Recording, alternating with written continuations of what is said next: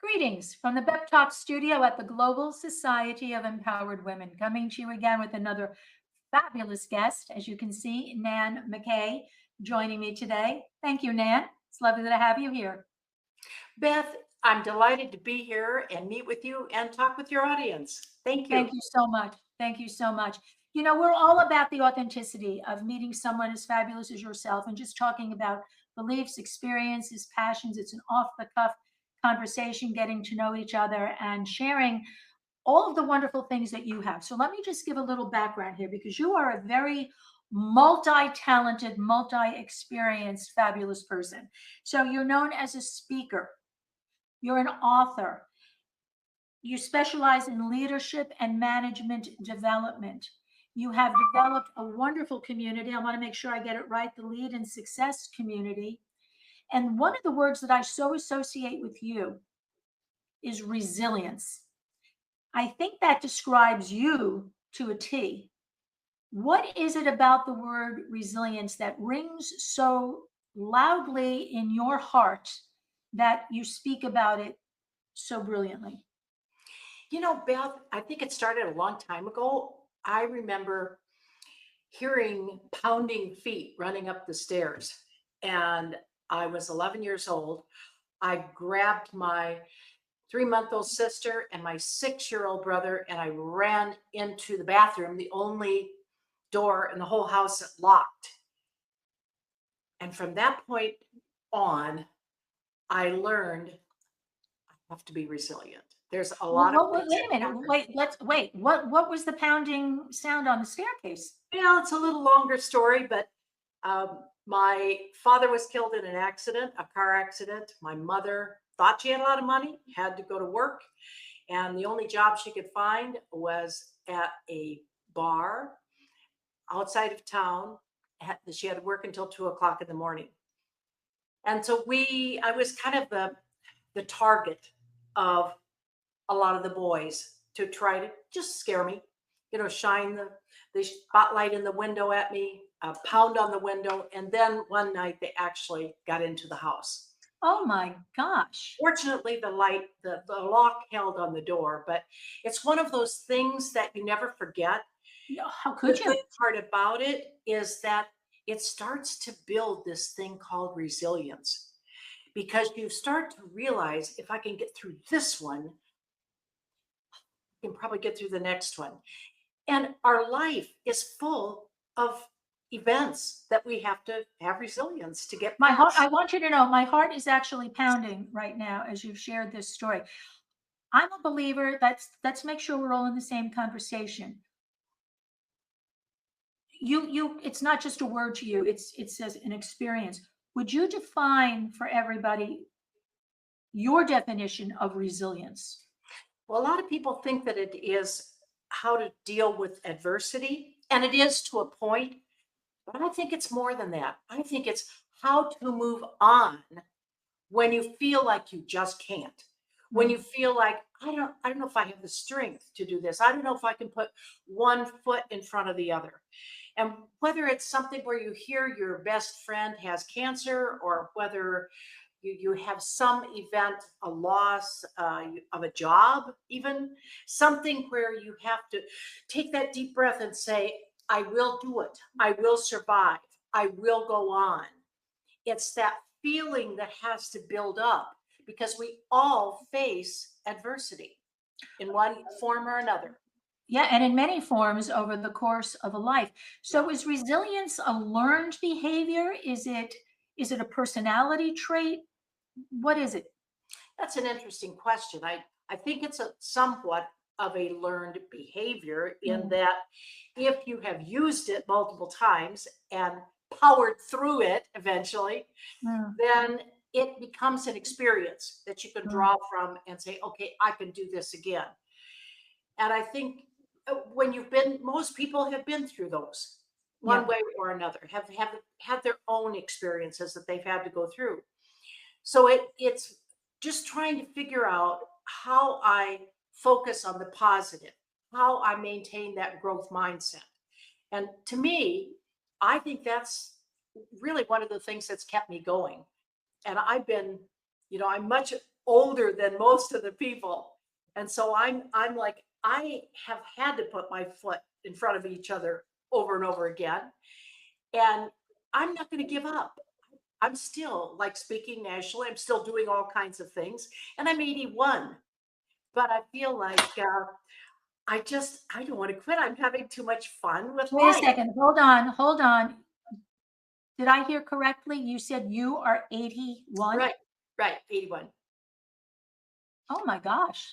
It's just a number. It happens You to be know my what? That is birthday so this true. year. That is so true. It is just a chronological placement on a calendar. It's not about, you clearly do not have an 81-year-old attitude. So God bless you. You look fantastic, and you are fantastic. So I'm thinking resilience, it's kind of like building up a muscle. You have to, when you've experienced it, you've used it, it gets a little bit stronger. Does it get a little bit easier because you have those past experiences? I think it does if you take that deep breath and you go back to it and you remember to draw on it. Because I Mm, think we can get so much in the focus of the moment that we forget even what our skills were back then.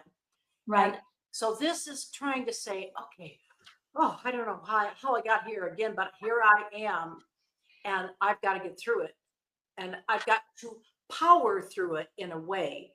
Because if you just sit back and say, oh, well, maybe it'll go away, or poor me, it's not going to get you where you need to be. Well, no, and sometimes I think you have to be so spontaneous that if you stop and think about it too much, the event has already taken a toll on you that is not always reversible. So it's Yeah, about that in the moment spontaneity. I think I can, I think I can, I think I can without consciously thinking of it, right? It's kind of right. reactive. And I think this growth mindset is not just two words. It is a belief in yourself. Mhm. Yes. It's the ability to keep on going. It's the nothing's going to get me down. I'm going to figure out how to get around this. Uh, People my age probably are thinking, oh, let's not do anything. It's nice to just relax.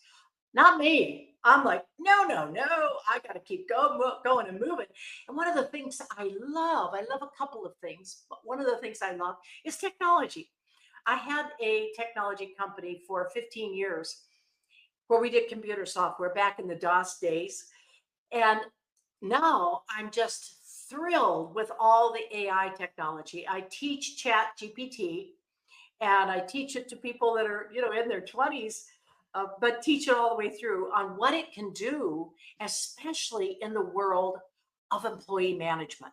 Yeah. And that has been my passion. I have been president of a company that I started in 1980 out of the basement of my house when I couldn't get a credit card in my own name. And that's now grown to about 2,000 employees. So it's another company over here that I'm still president of, but that experience has led me over all the years to just really love to be, whenever I could, the wind beneath somebody's wings to be able to grow and expand and become a good manager. Because a manager, so many of our people today are promoted because they were good at their job. They're promoted because they were good at a technical job. They were good at calculating rent. They were good at whatever it is that they were doing. And so they get promoted, and yet we don't train them into their new job of how to Right. manage people. And so they kind of lost the credits and the kudos that they used to get from being good at this job. And now they're in a brand new job. And you don't get the same kind of feedback. You don't get the same kind of feeling like you're really doing a good job over and over again, like you did with Right. that. Do I remember correctly from my old, is it psychology courses or abnormal psych, the Peter principle, that Yeah, everybody rises to their level of incompetency right. because of what you just said? You get promoted and it's just what expected that you be resilient and you figure it out. And And that you be a good manager and that you get things done through people. And what they find is, people will go back and do some of the work, pick up some of the work over here, the people that they supervise, just because they know how to do it. And then they feel like, well, if I know how to do it, this would be good. I can then get more kudos because I did it and I got it Right. done. And so what I'm trying to teach people, I'm trying to explore, I'm trying to help them get from here to here in how they manage their staff, how they can be so successful, how they can get those same kudos just by what their other people that they supervise are doing. And I'm fascinated with Gen Y and Gen Z. I think this is just a generation that is so interesting to me because they want things different. They want Yeah. a different culture and they're willing to quit if they need to get it. We've got 10,000 baby boomers a day retiring. And when we are starting to shift our work population dramatically from generations, Mm. we're finding that what we really need is to focus on the people who are below the Gen X, which is the Gen Y and the Gen Z generation, because there aren't enough Gen Xers to fill the shoes of the baby boomers who are retiring. Who are retiring. Yes, Right. it's So we're going and to it's say that that ripple effect. It's not going to stop. Where do we go after Gen Z? Where do we go? Alpha is the next That one down, is the next but one that's out. a Okay. while. That's a little ways down.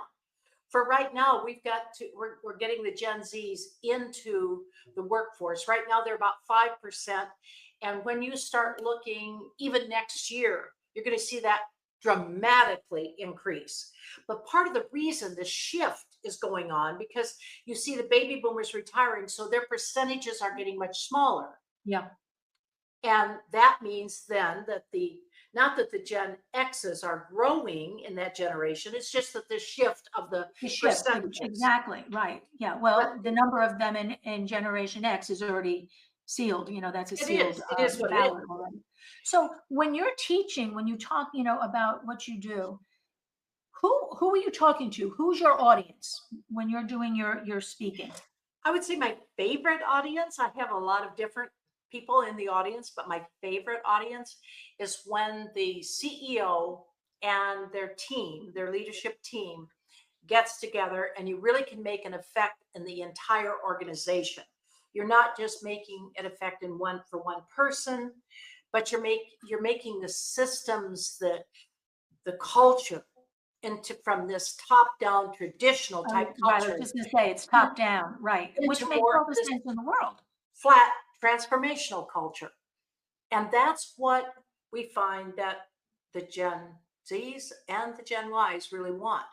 And so if we can look at them as soon becoming like half of the workforce, we've got to start saying, what culture are they looking for? What's important to them? Why should I focus on them?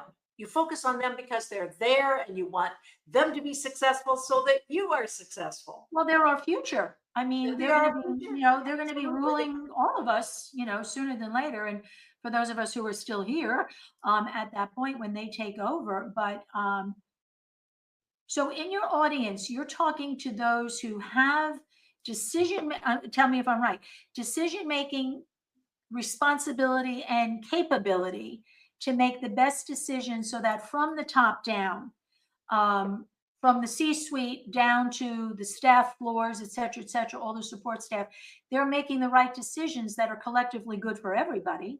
And most importantly, I would have to imagine the client or the customer that they serve. Exactly. You can't motivate anyone. All you can do is create a motivational environment in which people choose to motivate themselves. So you Oh, I have to, love that. I love that. yeah. So you have to know what motivates this person. What turns this person on? What's this person looking for in their work life? What do they want in their culture? What's important to them? And one of the major things they want is leadership and growth, opportunity for growth.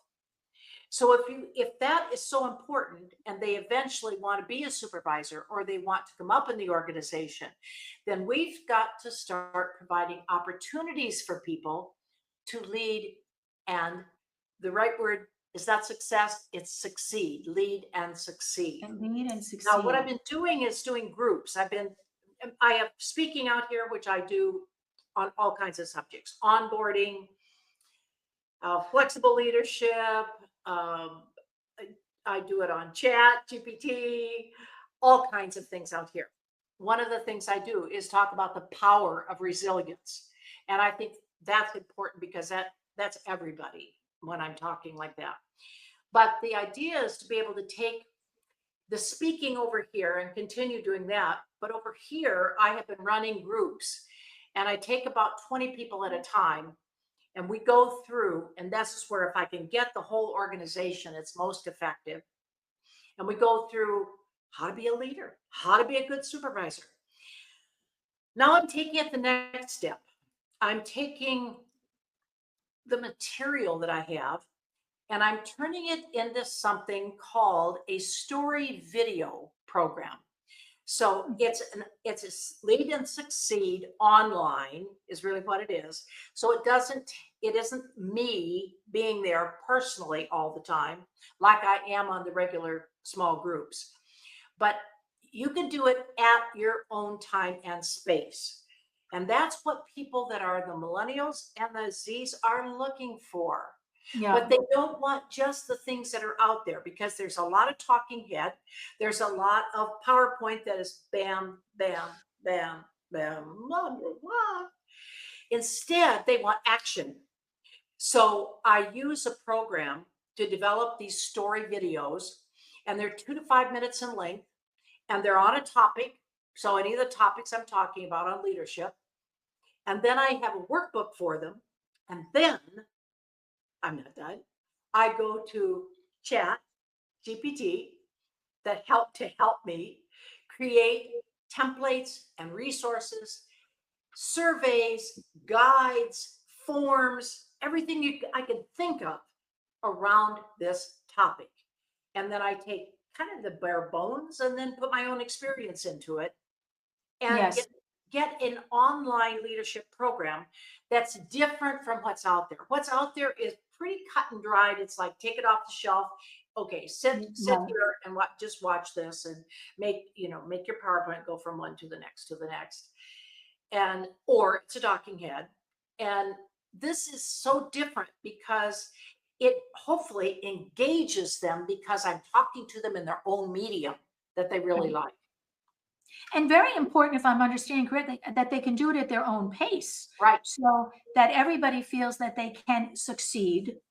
And that that they're they're not. not all these little things like people that age, but I think people even my age like games. They like, for instance, have you ever had a game like Solitaire or Spider, one of the games that you have, on your iPad, and confetti comes down, and Yes. you get this, and you get a badge, and you get this and that, and it's or your score is such and such. I don't really care. I just like it. I don't really keep track of my score. I just like it. It's just fun to be able to get that success by a badge, if nothing else. And isn't it true, or is it true?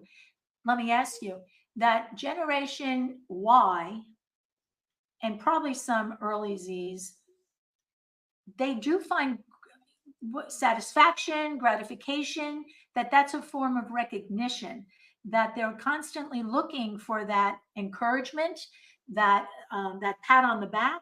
Whereas we, the boomers, we just kept moving along. We just had to keep moving along and hope that somebody noticed or that it mattered. There is a different, we talked so much lately, we've spoken so much about mindset on the It is a GSEW. different It mindset. all comes down to that. It all Mhm. comes down to that, because whatever your mindset is, it's not right or wrong. It just is. And it's what's steering you and guiding you, either helping you move forward or holding you back. So, And these are very smart people for the most part. They are well educated. When we're talking about our Ys and our Zs, many of them are still paying off student loans, but they are well educated. right. So it's not that they can't get it. It's that they want it in a certain format and the old style format just is a little boring for them. You know, it's a little, no, can you speed it up a little bit? You know, and make it a little faster. And they're so used to television and their little Yes. Apple handheld and that things go like this with. So do you know what the attention span of a Gen Z is? Oh, it's probably what, a nanosecond? It seems like a nanosecond. It's quite that full, but it's 9 seconds. 9 seconds. So that says that if we are not doing something different all along, that's why the video and not talking head, but the video depicting what it is that you're talking about is so effective for people. And then if they can take that and take it into their own workbook and say, all right, I learned the theory. Now, how can I put that into effect for me in my Me, location, right, in my right, job? right. And that's the transition that I need. I'll give you lots of templates over here. I'll give you lots of goodies that you can have to use and make it yours and change them any way you want. That's fine. But I need to make it real for me.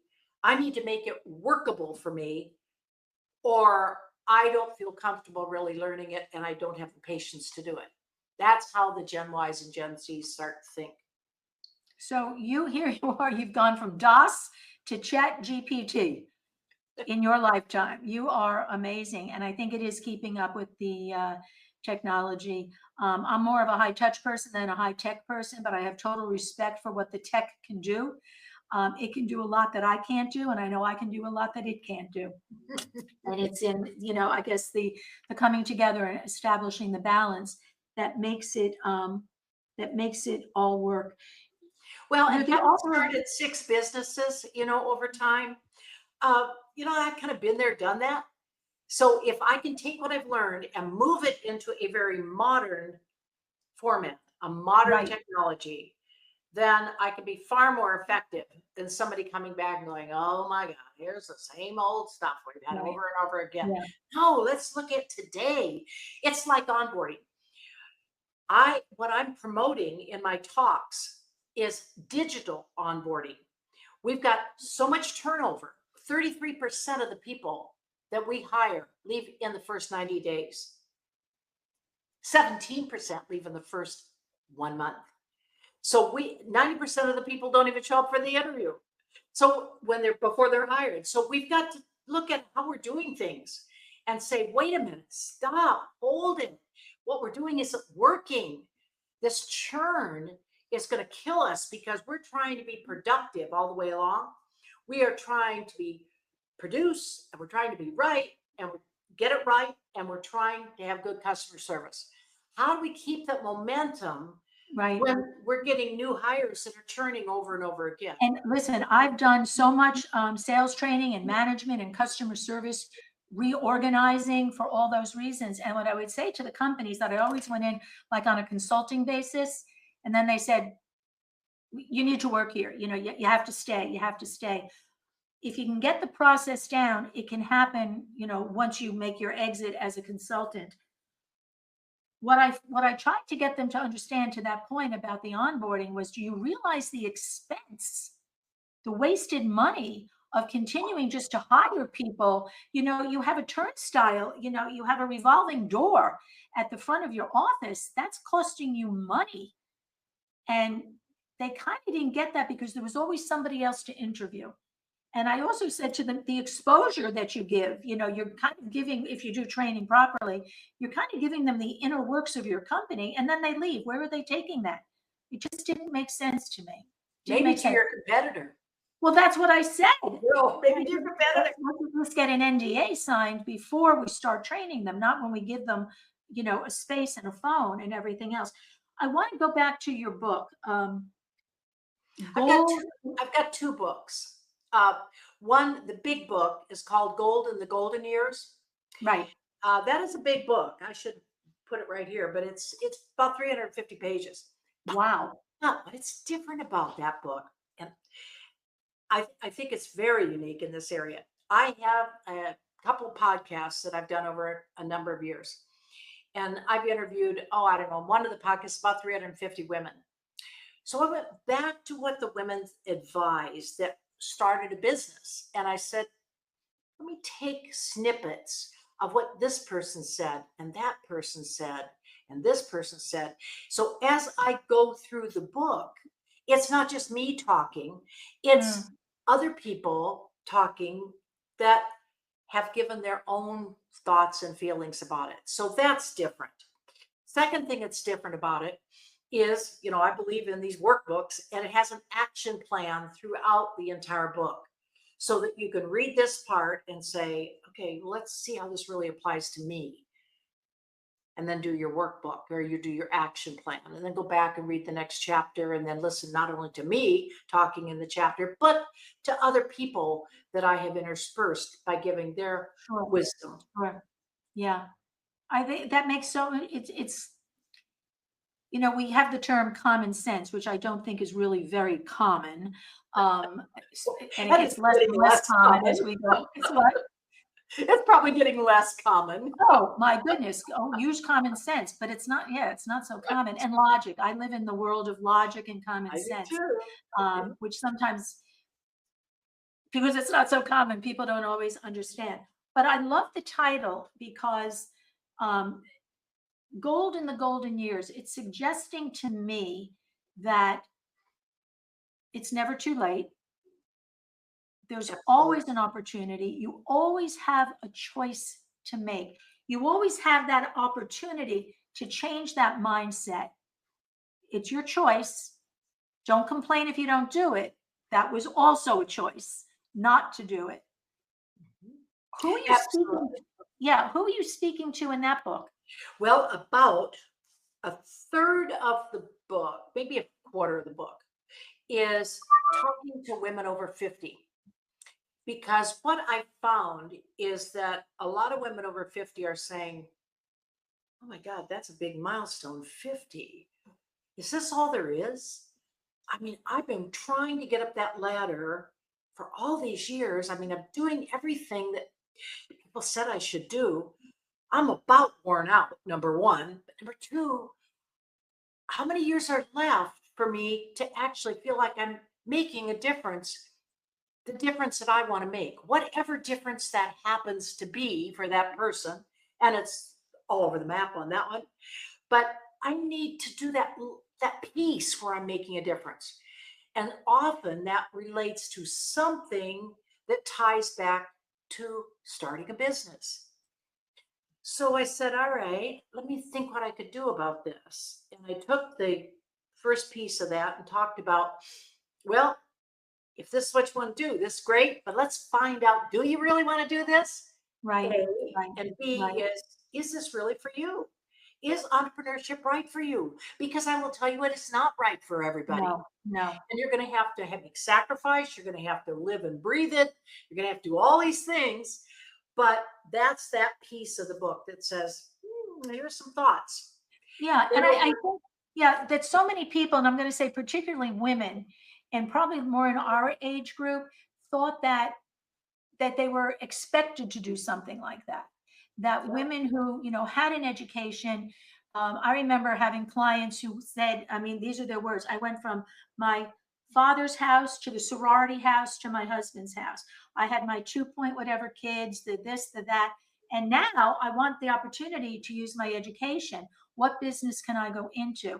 And that women, tell me if you agree, we were kind of shamed, if you will, that if you didn't want to have it all, there was something wrong with you. That, to your point, is this something that you want? Is this something that fits your needs? Because I've spoken to a lot of budding entrepreneurs and I've said to them, believe me, it's a curse. I've been bitten. I've been bitten. It's the child that never grows up. It's the tuition you keep paying. It's the sleepless nights that you will have always. It's all of that. it's all of It's that. something that it's a gift, it's a curse. It's the two sides of it. So for women, and I'm going to guess that possibly because of the pandemic to some extent, where women learned that they could work from home, and then that, wow, I can't do my 40 plus have my kids but I have a skill, I have experience, I can do some sort of start some sort of business for myself where I can still fill all the other shoes and wear all the other hats. Have you found that to be true?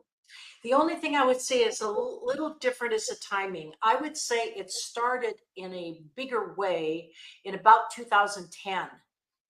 And, but they were creeping out in a way that they were like, okay, I'll take this step. I'll see where I go. Maybe I could take that step. And I still have to keep my job over here because I don't know how this is really going to play out. And no, I don't have any real mentors helping me through this, to COVID. And when we went into COVID, then it was like, wow, I could even do a lot of this from home, and Exactly. my skills I learned over here, and maybe I can port them over here and make it for me. Plus, there's another huge factor, and that is your kids. Yeah, Because of course. in your 50s, now my daughter is an exception. She has an 11-year-old and she's in her 50s. But from the most people in their 50s, their kids are late high school, Yeah. going into college, and therefore the focus is just a little different. It's not that you ever stop worrying about them, because you don't. No, no, No no, matter how no, old they are. no. But on the other hand, you start feeling like maybe I have a little more freedom in my life. Maybe I could have a little more expense in my life because I've been paying for an awful lot of things with all these kids, including college. And now they're kind of getting off on their own and doing their own thing.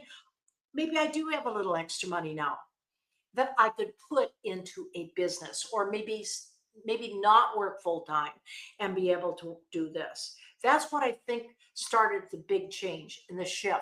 Not just What was COVID. it, Nan, what was it? What was the impetus in 2010 that caused that? I'm not sure. Unless it was maybe that 2008 where we kind of went through a depression Yeah. area, where, So were husbands losing income? Were husbands, the yeah, breadwinners, losing jobs? So women had right. to supplement. Yeah, that's what I was wondering. When you said 2010, I equated it to Mhm. the crash in 2008. I think Listen, that's I right. can talk to you. I can talk to you forever. There are so, and I think we should speak again because there are so many things that we've touched on rather superficially here that are important, each and every one unto themselves, that paints this whole picture.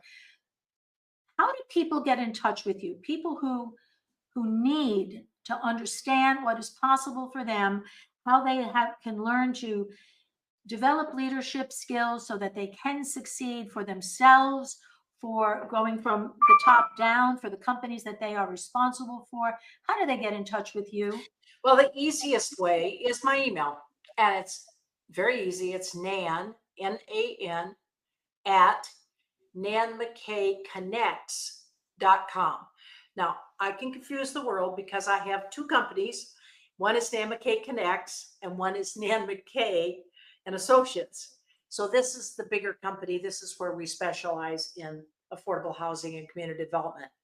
Over here, it's just a little company that I do leadership training kinds of things with. A little listen, if you impact the life of one person, you can change the world. I have to say that in listening to you, and what a joy to get to know you, I can understand why at your age you look the way you look. You are a body in motion, stays in motion. I always say, be a body in motion because it's harder to hit a moving target.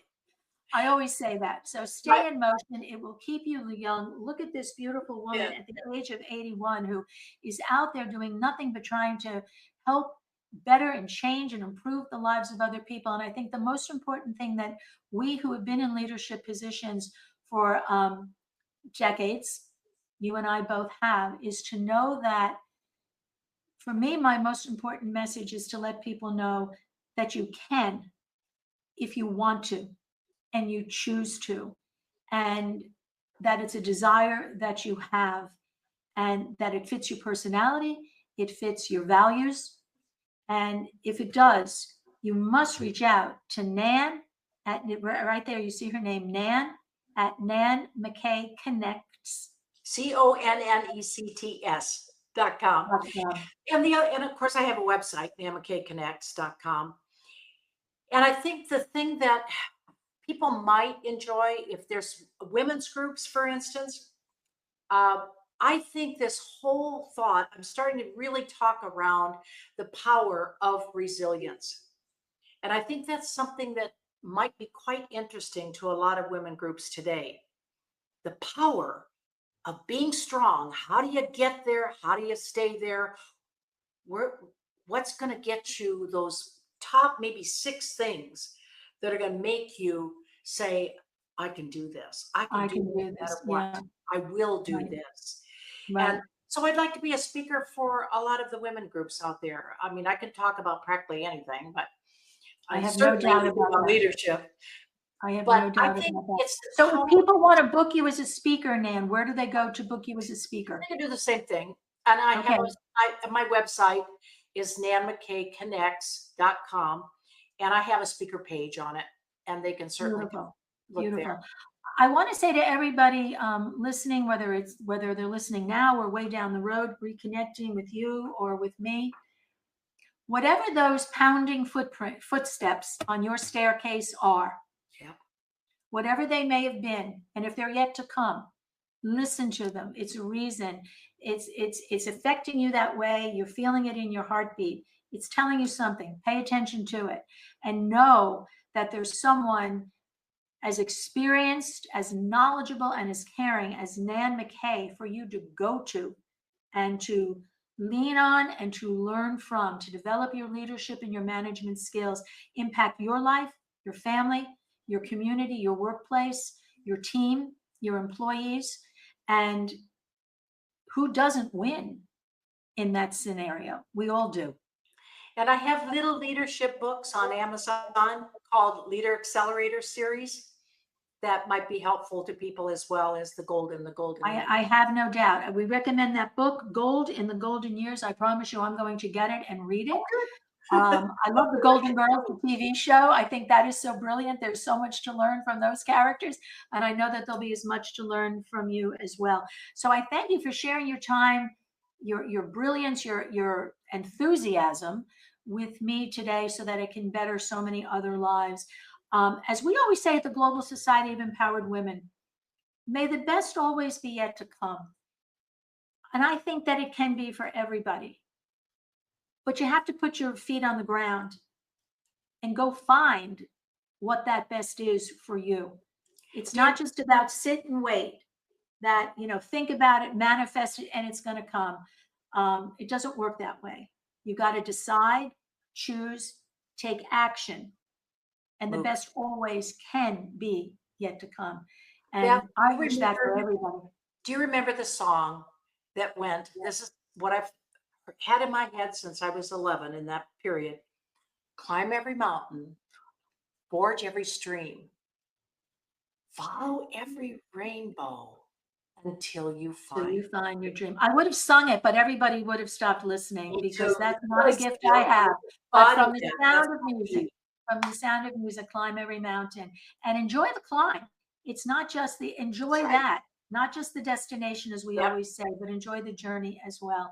Nan, I hope we'll have the opportunity to speak again. And you know how I know we will? Because we're going to create that opportunity. We're going to make it happen. We have that power. We have that resilience muscle all built up. So thank you once again. I wish you nothing but continued success. You are truly, truly an inspiration. And I do think you are a motivational speaker, that you do help people to find a way to become self-motivated. So let's chat again and bring some value to people listening. Thank you so much. And to get your story told on B.E.P Talks, just go to BEPtalks.com. We would love to meet you, share your story, share your assets, your resources, just as we've done here today with the wonderful, fabulous Nan McKay. Thank you so much. Bye for now. Bye-bye.